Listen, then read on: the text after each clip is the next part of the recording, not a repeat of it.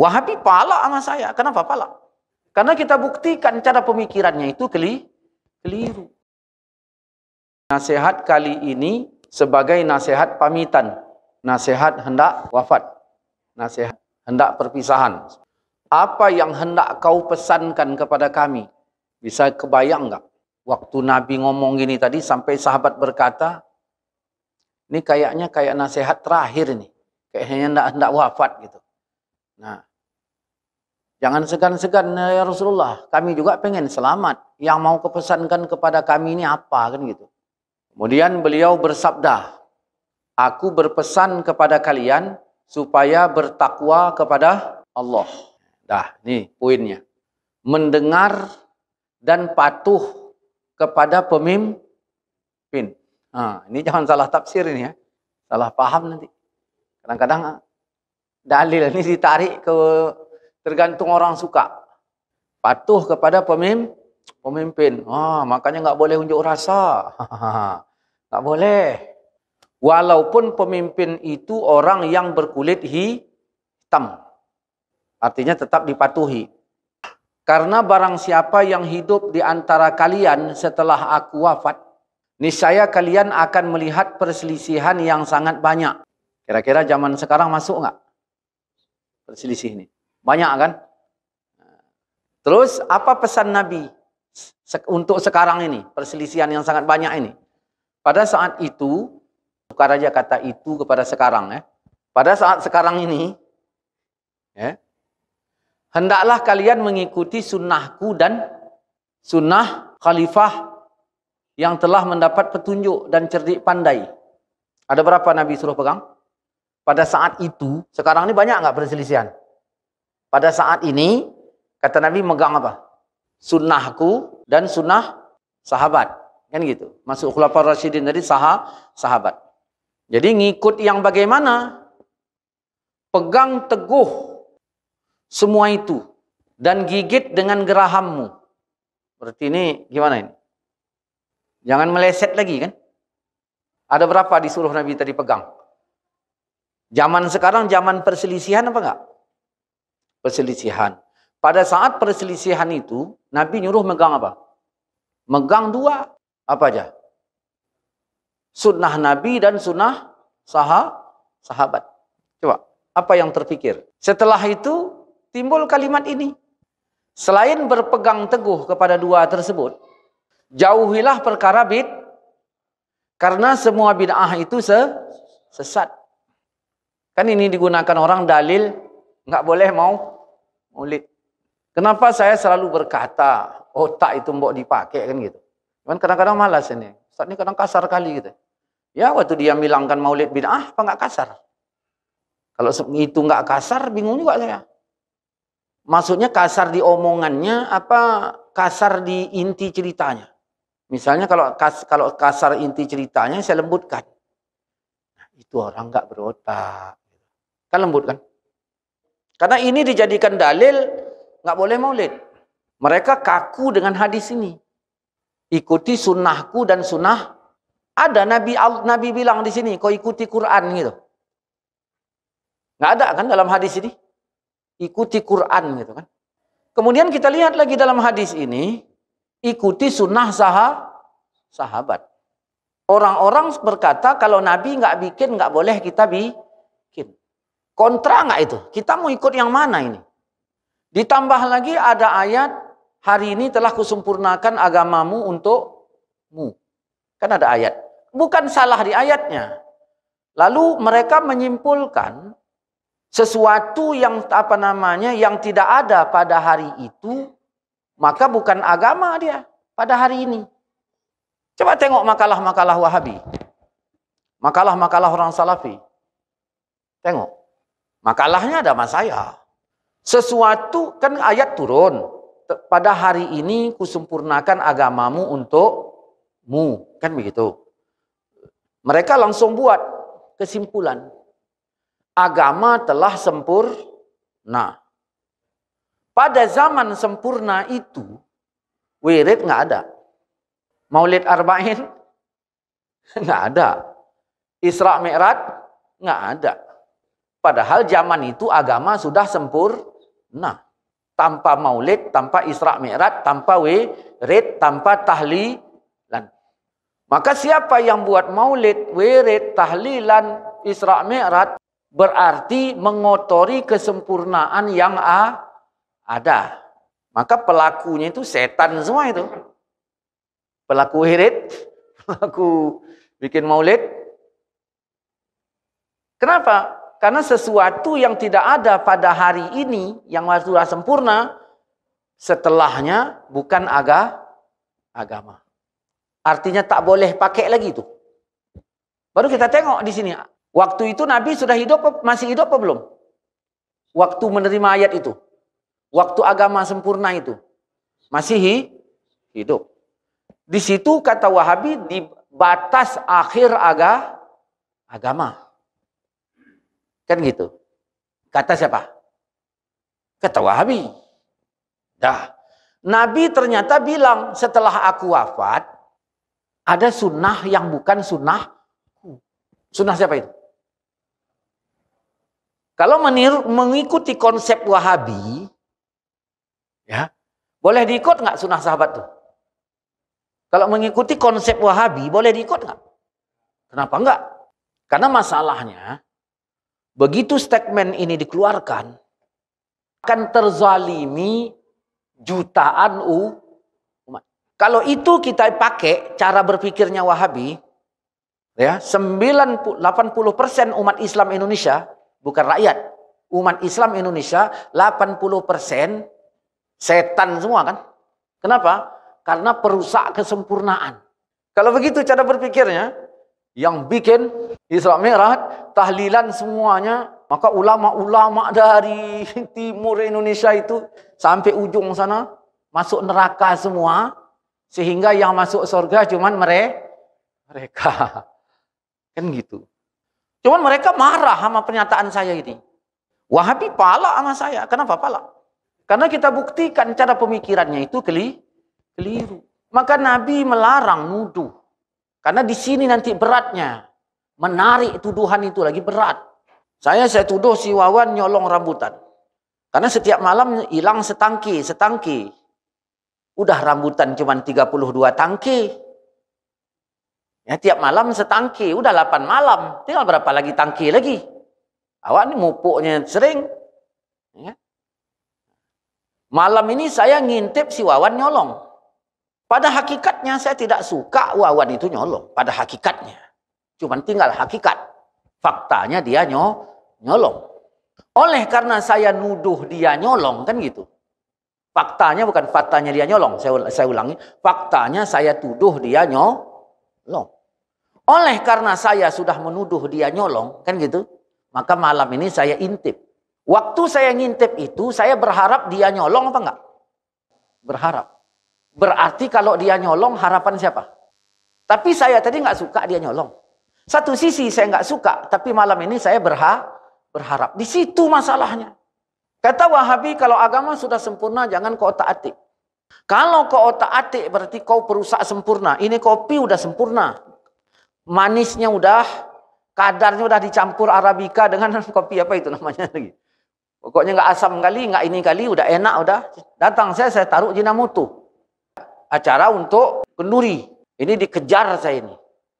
Begitulah mereka itu melihat kita. Makanya mereka itu jarang senyum sama kita. Dan itu doktrin. Yang dulu berkawan, sekarang tak berkawan. Kenapa? Karena di mata mereka kita perusak.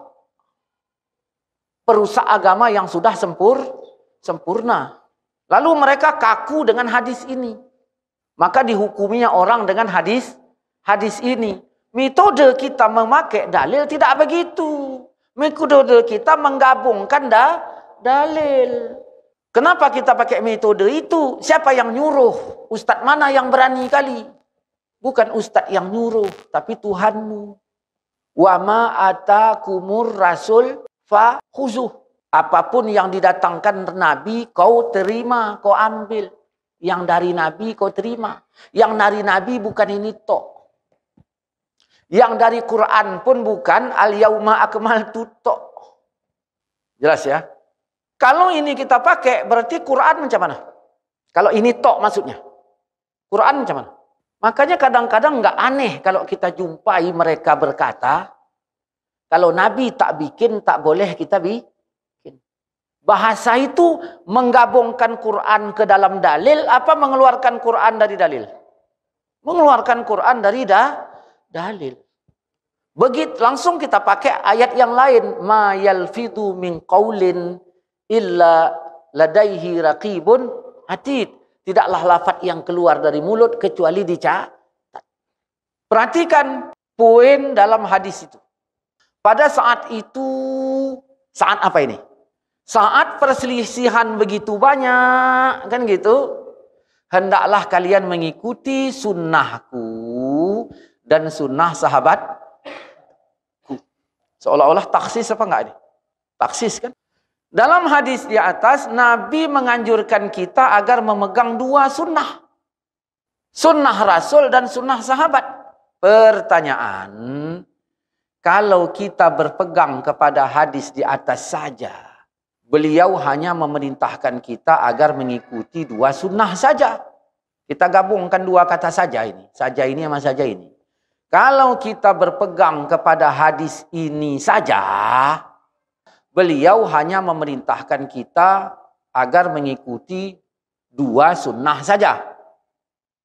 Yaitu sunnah Nabi dan sunnah. Kemudian Nabi melanjutkan jauhi perkara bid'ah. Bid'ah itu yang mana? Pokoknya kalau mau makan, kau makan yang ada ini saja. Jauhilah yang bukan ini. Kan gitu. Kan begitu dia cara berpikirnya, Wahabi. Kenapa? Karena semua bid'ah itu sesat.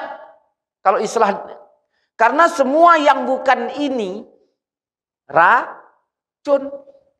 Kalau mau selamat makan yang ini saja, karena yang bukan ini semuanya racun. Maka siapa yang terconggok acara Maulid Nabi berarti sama dengan dia telah meracuni dirinya masuk neraka. Ini kalau orang-orang baru tobat, yang kemarin reman baru tobat.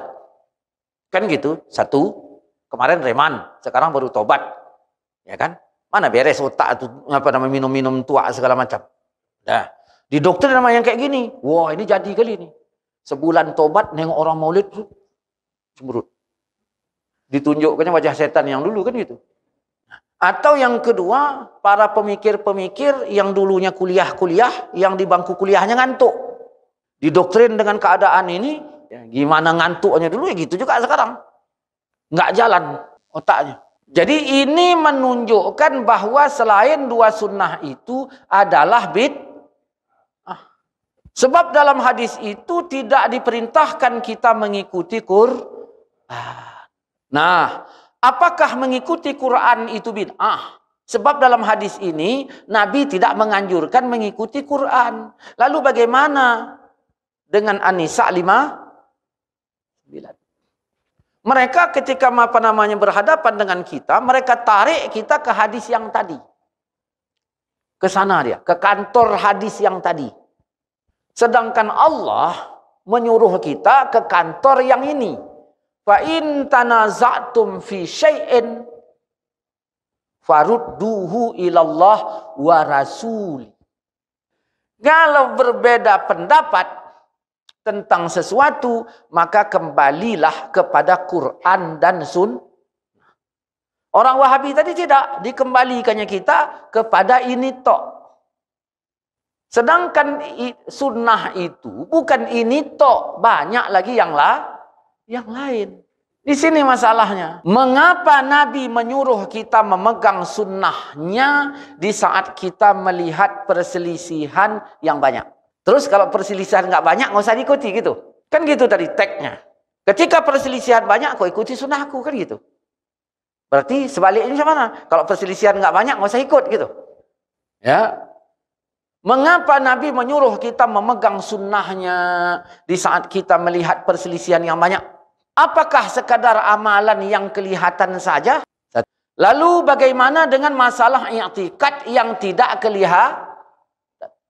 Bagaimana sikap kita?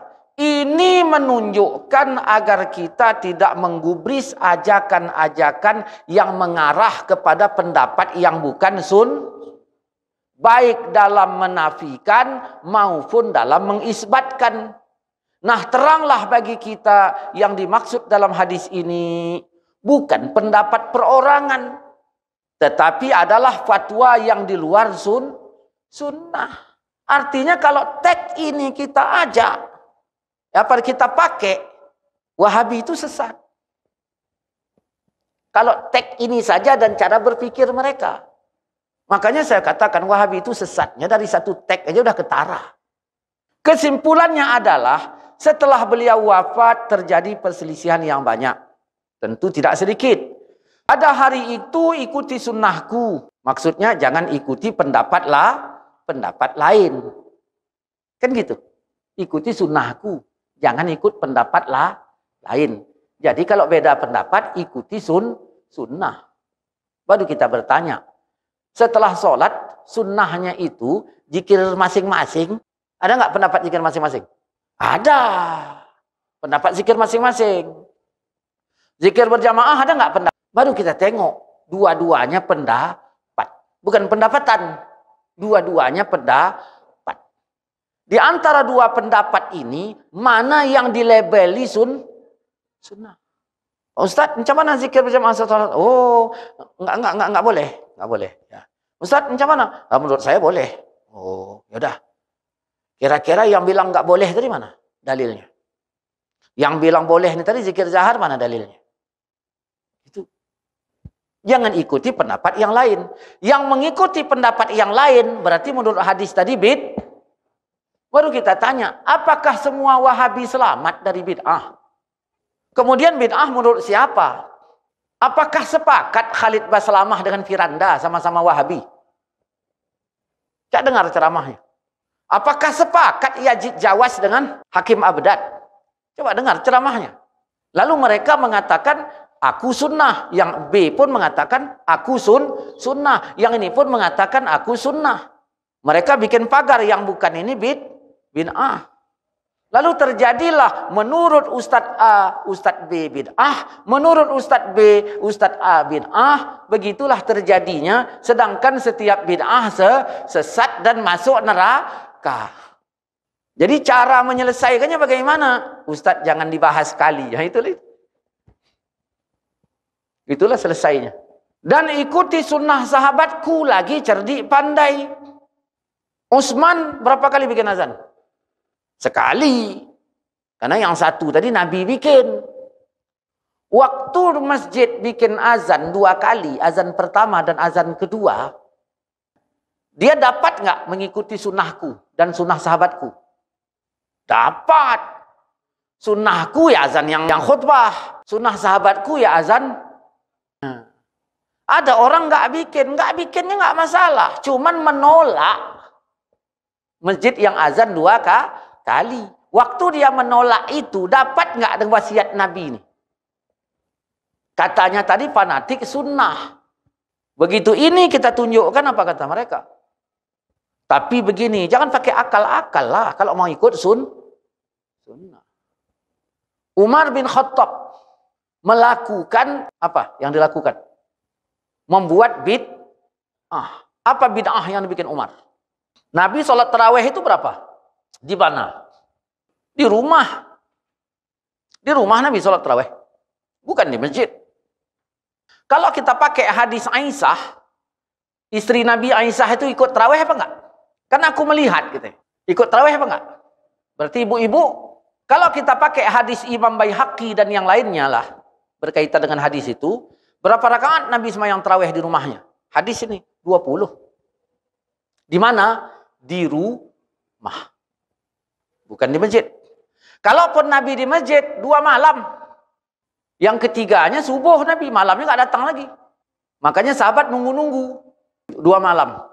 Wahabi berkata kalau Nabi tak nyuruh yang tak ada perintah kan gitu. Nggak boleh dikerjakan. Baru kita tanya. Wahabi sholat tarawihnya di mana? Di masjid. Berapa malam? Ada Nabi bilang ini yang kucontohkan 2 malam di masjid. 28 malam lagi kau tambahi gitu. Ada? Nggak ada. Jadi atas dasar apa 28 malam Wahabi itu nambahinya jadi 30? Ya bid'ah juga. Kalau kita ikuti alur pemikiran gitu loh maksudnya. Saya kadang yang ingin saya katakan begini. Yang Allah ciptakan manusia berotak itu bukan kau aja kan gitu. Semuanya kita ini berotak. Yang Allah ciptakan, Allah takdirkan menghafal dalil itu bukan kau aja. Banyak. Umar bin Khattab melihat di masjid itu banyak orang sholat berkaum-kaum. Berkaum-kaum itu maksudnya apa? Ini 5, kaum nggak? Berjamaah. Ini 10, kaum nggak? Ini sendiri-sendiri. Sana lagi, ada 2 jam 10 orang. Rakaat terserah. Itu dilihat Umar, rakaat terserah. Hadis tadi dari riwayat Imam Baihaqi tadi di rumahnya 20. Maka Umar mengembalikan rakaatnya, rakaat yang berkaum-kaum tadi, kepada rakaat perbuatan Nabi. Sunnah apa bid'ah? Sunnah. Lalu Umar membuat bid'ah. Di balik Umar mengembalikan sunnah, kan dibuat Umar bid'ah. Nabi semayang di mana? Di rumahnya tadi kan. Dipindahkan Umar ke bid'ah pertama. Di masjid berapa malam tadi? Ditambahnya jadi 3. Istri Nabi ikut apa enggak tadi? Dibolehkan. Udah 3. Nah, sholatnya Nabi itu habis Isya apa tengah malam? Tengah malam. Dipindahkan Umar waktunya di awal malam. Udah 4 aja kita bikin. Sebenarnya ada 6. Cuman 4-nya aja cukup. Lalu Umar berkata, ni'matu bid'atiha hazihi. Senikmat-nikmat bid'ah itu adalah ini. Ini di masjid. Ini 30 malam. Ini di awal malam. Ini perempuan juga boleh ikut. Pertanyaannya, bid'ah ini siapa yang nolaknya? Nggak ada. Bid'ah ini diterima. Nggak ada yang nggak nerima. 20 tadi bid'ah apa sunnah? Sunnahnya yang ditolak. Iya kan? Logika nggak? Ikuti sunnahku dan sunnah sahabat. Bagi yang azan 2 kali Jumat, pertanyaannya bagaimana? Yang azan 2 kali. Dapat nggak hadis ini? Bagi yang 23 tarawih, dapat nggak hadis ini? Dapat. Artinya kalau di masjid ini, misalnya tak bikin 23, supaya tidak menyelisihi sunnah ini, jangan ejek orang yang melakukan 23.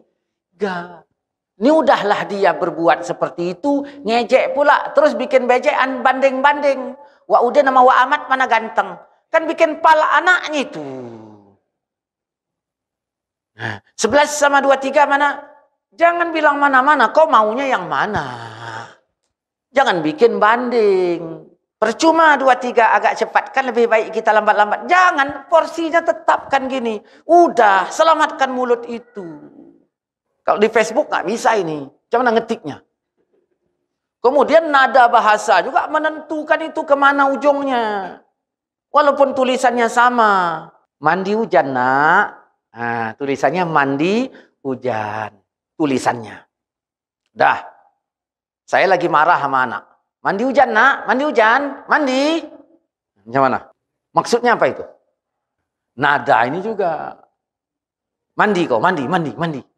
Ya mak, katanya. Mandi dia. Pegang teguh-teguh. Jadikan bahan dasar dalam agama. Baru kita tanya, Wahabi pakai hadis yang tadi apa enggak? Yang ini tadi, ini. Yang ini yang kita bahas ini. Pakai enggak? Baru kita tanya, dia megang teguh apa enggak? Enggak malahan. Berapa banyak yang sunnah sahabat dicaci. Malah dilaganya. Sebenarnya kau ikut Umar apa ikut Nabi katanya. Saya ingin membuktikan dia menyimpan hadis tetapi nggak pakai hadis. Wahabi banyak nyimpan hadis. Tapi dia nggak ngamalkan hadis.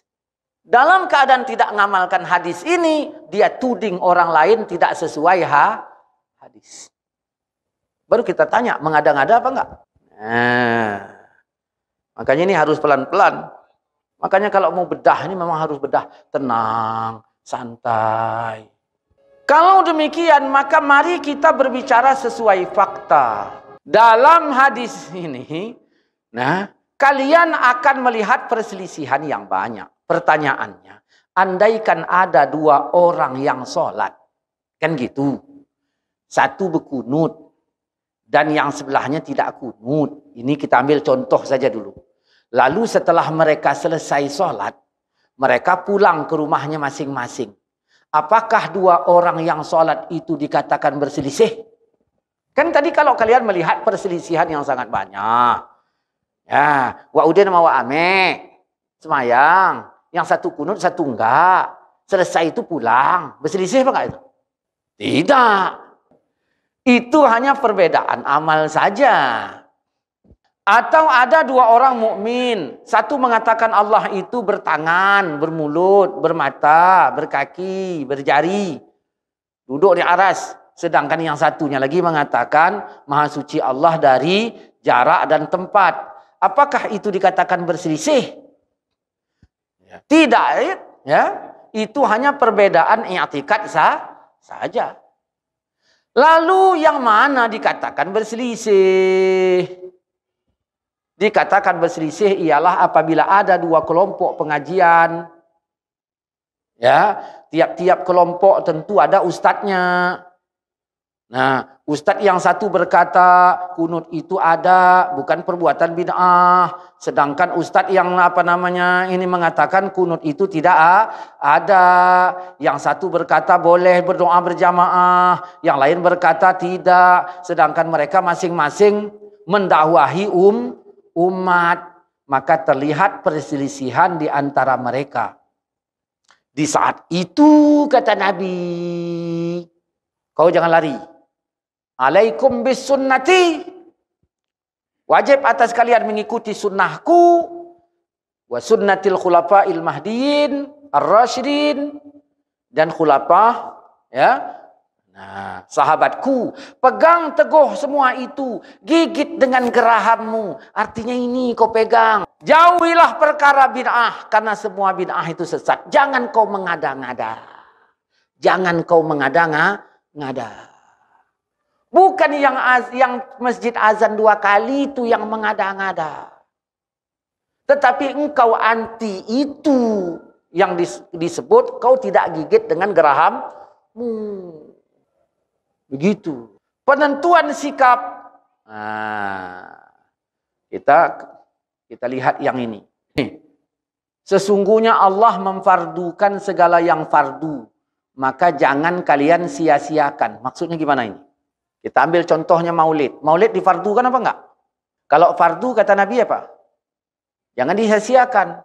Kalau maulid fardu, wajib maulid. Kalau enggak bikin maulid, berdosa. Karena fardu.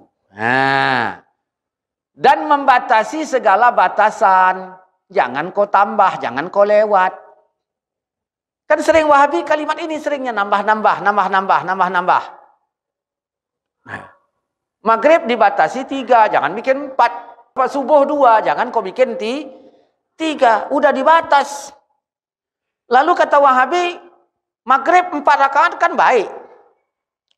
Boleh enggak? Enggak boleh kata Wahabi.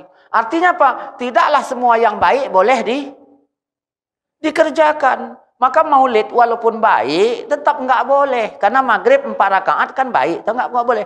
Maghrib itu enggak boleh dijerat dari kalimat ini. Maghrib nggak boleh ditambah, dijerat pakai kalimat ini. Maulid mau dijerat pakai yang mana? Jadi jelas. Wa'udin nahan jerat di sini. Ya, datang wa amat. Berjalan di sana. Aduh, aku kena. Kata. Macam mananya jerat di sini, wa amat kena di sana. Dan mengharamkan segala sesuatu. Maka jangan kalian lakukan. Dah. Baru kita tanya, buat acara maulid haram apa enggak? Enggak. Kalau haram jangan kau bikin. Siapa yang bilang? Ini sunnah apa enggak? Kata Nabi apa? Kau pegang sunnah ini, kau pegang. Maka saya bilang, Wahabi kenapa enggak kau pegang sunnah itu? Padahal Nabi udah bilang, pegang sunnahku, kau gigit. Jangan bid'ah. Kau pegang, kau gigit. Lalu apa kau bilang? Nah, maghrib enggak boleh ditambah. Padahal baik. Begitu juga maulid. Kenapa kau enggak pegang sunnah? Yang tidak boleh ditambah, yang dibatas. Dan yang didiamkan segala sesuatu, didiamkan. Itu rahmat untuk kalian, bukan Allah lupa, maka jangan kalian bahas-bahas lagi. Ini kalau menurut di sini yang suka membahas-bahas yang didiamkan itu kita apa Wahabi? Wah. Jadi yang celaka berdasarkan hadis ini yang bikin maulid apa yang wallahu a'lam.